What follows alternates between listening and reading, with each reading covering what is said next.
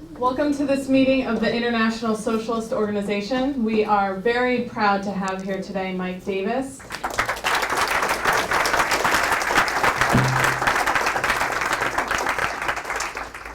It's always an honor to speak to San Diego's community of activists, and on a great pleasure that you're all here tonight, because we really need to have a dialogue about the events of the last 10 days. But before I give you my spiel about the fires, I wanted to read a really interesting letter that was sent to me by Paul Harris. Paul was in the Superdome during Katrina week. He's from here, from San Diego, and he's writing a book about his week. And with his permission, I want to read one of the two letters that he's written to the Union Tribune, because I think they're in some ways the most eloquent and important thing I've heard in the last 10 days. Letter to the editor, California Wildfires. Well, I'm in strong agreement with Robert Caldwell's opinion piece, Tale of Two Cities, in terms of the response to our wildfires being very good overall.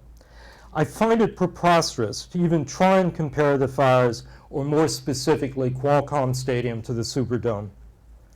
I'm so thankful that lessons were learned and that those at Qualcomm had the comforting, supportive conditions, valet parking, massages, yoga, free autographs, the comforting, supportive conditions, and thankful for the humanitarian spirit there. That was my interpolation, not Paul's. I was a San Diego tourist stuck in the Superdome, and maybe you aren't aware, Mr. Caldwell, that the airport, Amtrak, Greyhound were all closed 2 days prior to the hurricane and before the mandatory evacuation. Many of us had no way out. Maybe you weren't aware that all that 99% of talk of murder and rape in the Superdome was simply rumor. There were deaths inside the Superdome, one suicide and about 10 medical-related deaths, because necessary emergency supplies were prohibited from entering.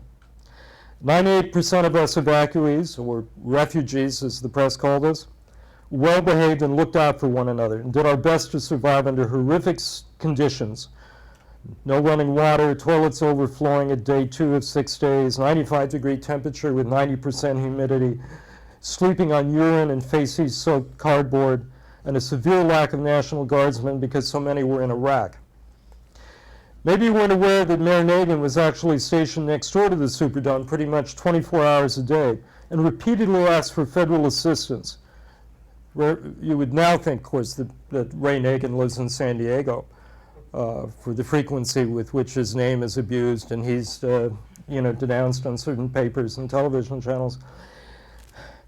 And Mayor Nagin repeatedly asked for federal assistance because, as awful as our wildfires were, they were a drop in the bucket comparison to Katrina and the floods.